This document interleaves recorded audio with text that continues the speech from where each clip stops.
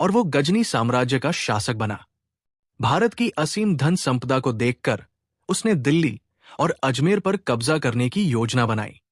मोहम्मद घोरी की नीति पृथ्वीराज चौहान से बिल्कुल अलग थी।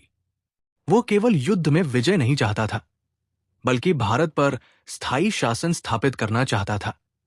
उसकी सेना में तुर्की घुड़सवार, धनुर्धारी और मध्य एशियाई सैनिक शामिल थे, जो घातक और क्रूर युद्ध कला में निपुण थे। वो एक ऐसा योद्धा था जो हार को स्वीकार नहीं करता था और बार बार प्रयास करता था, जब तक कि वो अपने लक्ष्य को प्राप्त न कर ले। जब मोहम्मद घोरी ने भारत पर आक्रमण की योजना बनाई, तब उसने सबसे पहले 1190 ईस्वी में बठिंडा के किले पर हमला किया। बठिंडा किला एक महत्वपूर्ण रणनीतिक स्थल था, जिसे जीतकर वो दिल्ली और अजमेर पर आक्रमण करना चाहता था।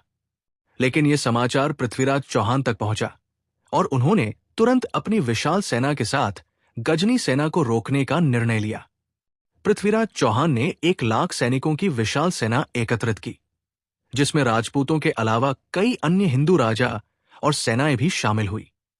इनमें गोविंदराज चौहान, हमीर देव चौहान, सोलंकी राजा और चाहमानों की सेनाएं भी थी।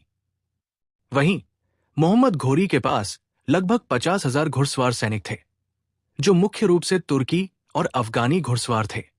1191 ईस्वी में दोनों सेनाएं हरियाणा के तराइन, वर्तमान में तरावड़ी, के मैदान में आमने सामने आई। पृथ्वीराज चौहान ने अपनी सेना को 3 भागों में विभाजित किया। केंद्र में मुख्य सेना, बाएं और दाएं हिस्सों में घुड़सवार और धनुर्धारी।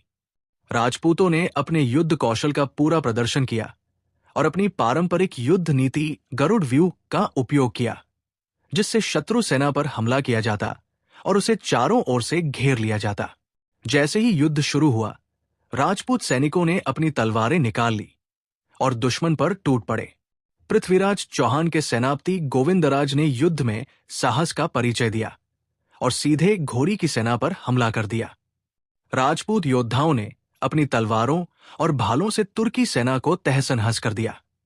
मोहम्मद घोरी की सेना को इस प्रकार की भयानक प्रतिरोध की उम्मीद नहीं थी। राजपूत योद्धा घोड़े पर सवार होकर पूरी शक्ति से लड़े और धीरे धीरे घोरी की सेना को पीछे धकेलने लगे। युद्ध के बीच में गोविंदराज चौहान ने मोहम्मद घोरी पर सीधा हमला कर दिया, जिससे वो बुरी तरह घायल हो गया और घोड़े से गिर पड़ा। इस स्थिति को देखकर घोरी की सेना घबरा गई और मैदान छोड़कर भागने लगी। युद्ध में भारी हार के बाद मोहम्मद घोरी को उसके सैनिक किसी तरह बचाकर ले गए। उसके शरीर